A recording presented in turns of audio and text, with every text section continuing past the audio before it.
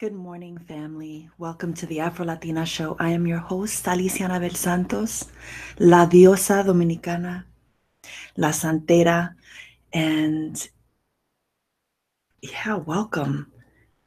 We are winding down. It's a few days away from the end of the year, and I hope that we are surrounded by love. I hope that we are finding ways to take care of ourselves, because if we're not able to take care of ourselves, we can't take care of others. There's a lot rising for me, and I'm going to try my best to not drop it all here, in the spirit of sharing, which I love to do. There are just things in my life right now that feel crazy and fucked up. And so I am trying really hard to hold on to my peace so that I can be peace for those around me. And so part of that is me practicing my self-care, and that's my morning pages, and that's recording my diaries every day and reading my Artist Way pages. And so I wanted to share a quote today.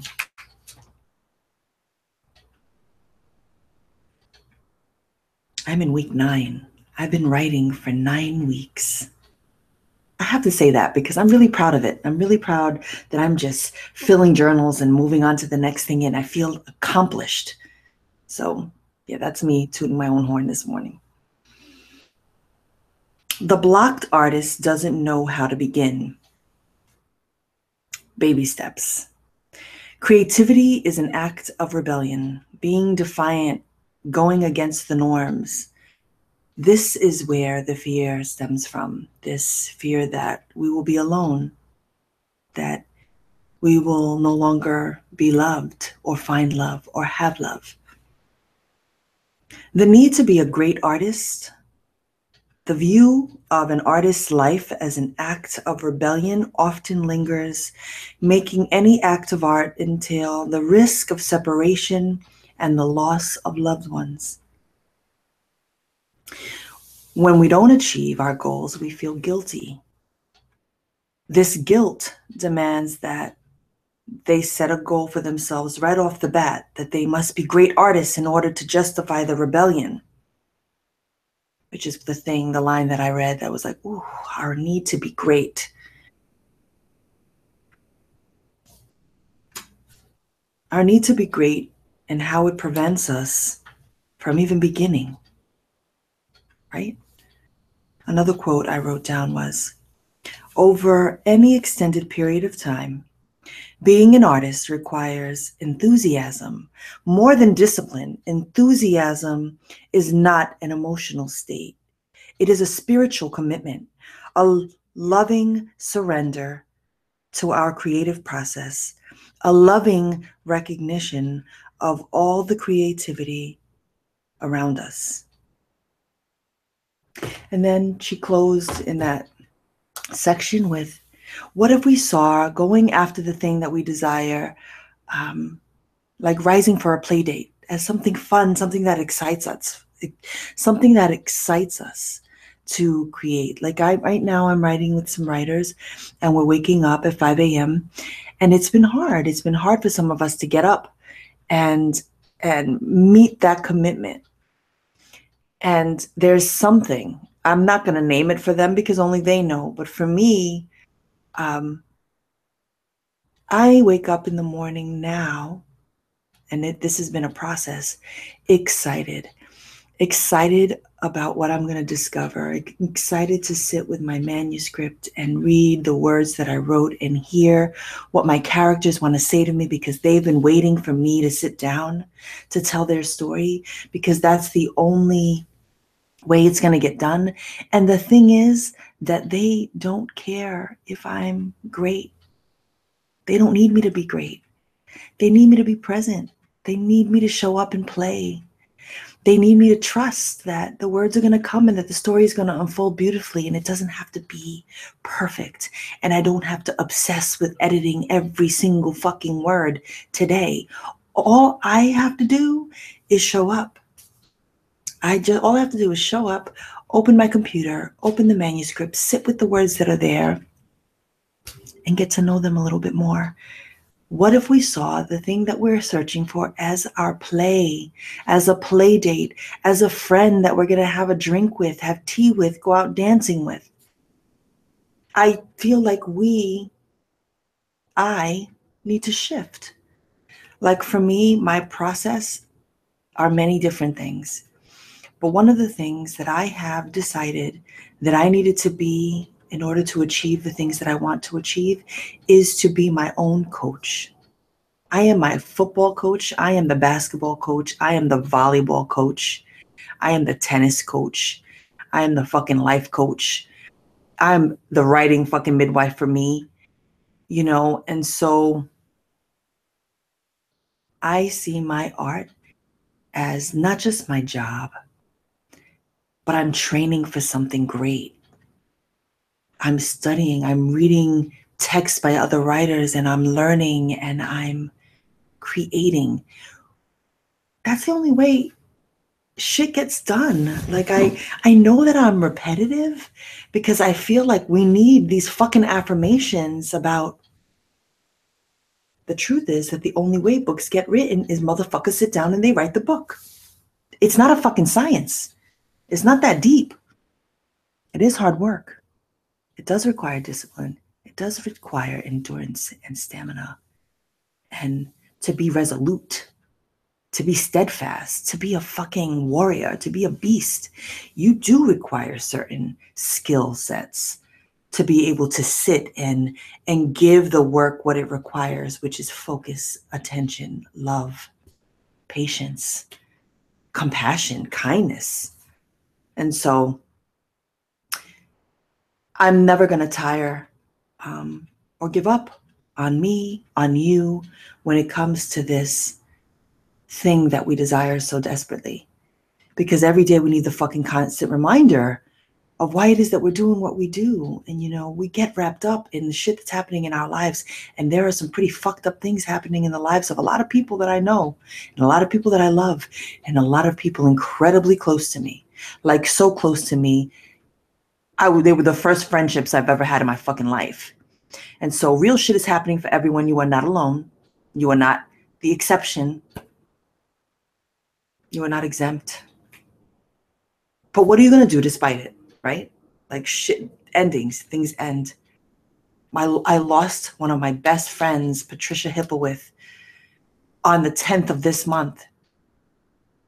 I lost my cousin Louie. I lost all kinds of people, Kevin Belden,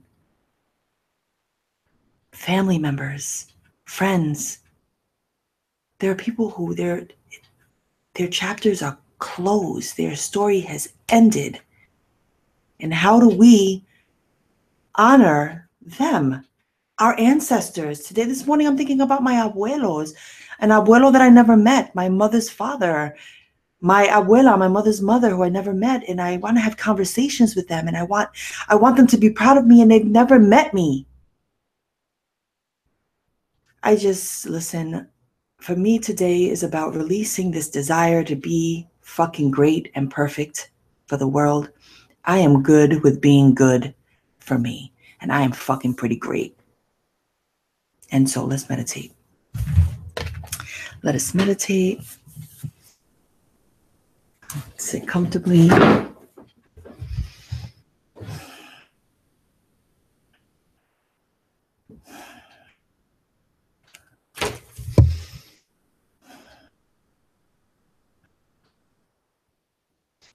Take a deep breath in.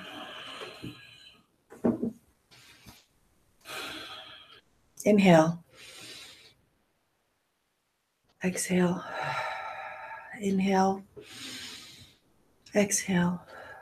Inhale. Exhale.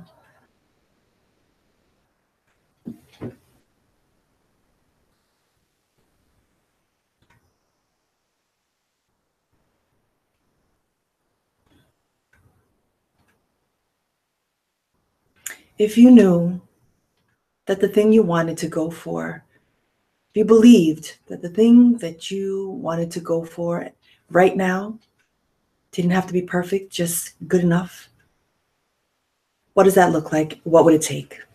What are the action steps? I'm writing a novel, right? I'm writing a novel. I know that for me, for it to be good enough, I need to push myself to get from chapter 1 to chapter 33 of my novel. And so, what can I do today to get there? Today I'm on chapter 10. I have 4 pages of notes. And it's all chicken scratch, and it's all fragmented, and there's no dialogue, and there's no structure, and it doesn't look pretty. What could I do today? I could read it. I could add to it. I could build. I could wait and listen for the story to unfold. I could take a step, period. What is the thing for you? Is it a yoga class? Maybe today is the day that you get out of work and you just walk into the studio and you pay the $10, $15 or whatever the suggested donation is, and you don't know anyone, but you go in and you borrow a mat, and you don't worry about having the perfect yoga pants or the, Olivia Newton-John headband or the fucking leg warmers or the perfect like foot socks for dance studios. Yo, motherfuckers, you don't need that. You don't need perfection. You just need to move. What is the movement? Are you going to pick up that phone and make a reservation for that restaurant that you want to go to or that hotel you want to stay in right in? Do you want to take voice lessons? Have you always wanted to be a singer, but you feel like you're too old? And maybe you just go and you look for some programs in the city that offer it for free, or you just call. What's the step? There's no time to waste. 2017 is almost gone. How amazing would it feel to feel like you wrote the first poem, a draft of the first poem for your chapbook, or an outline for that essay you want to try to get into the New Yorker, or the research that you did for that writer's retreat that you know you want to attend in 2018. When you're ready, come out of meditation. So,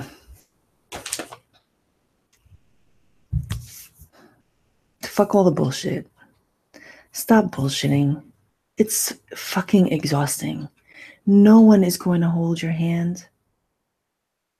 No one gives a fuck, actually. They don't care. They're going to love you the way you are. They don't care if you finish that book because it doesn't affect them, really. You not doing it doesn't affect them. You not finishing that children's book doesn't affect them. You not taking that class doesn't affect them. They don't care. They're living their life. They're doing them. How will you do you? Step I'm going to take today is I am going to work on chapter 10, period. I'm going to look at my notes. I'm going to build, and then I'm going to be present for my family because I'm only here with them a few more days. My intention for today is to be strong, rock solid, strong today. Very strong, firm, grounded, focused. Wishing you all an amazing day. Get up and dance. Peace.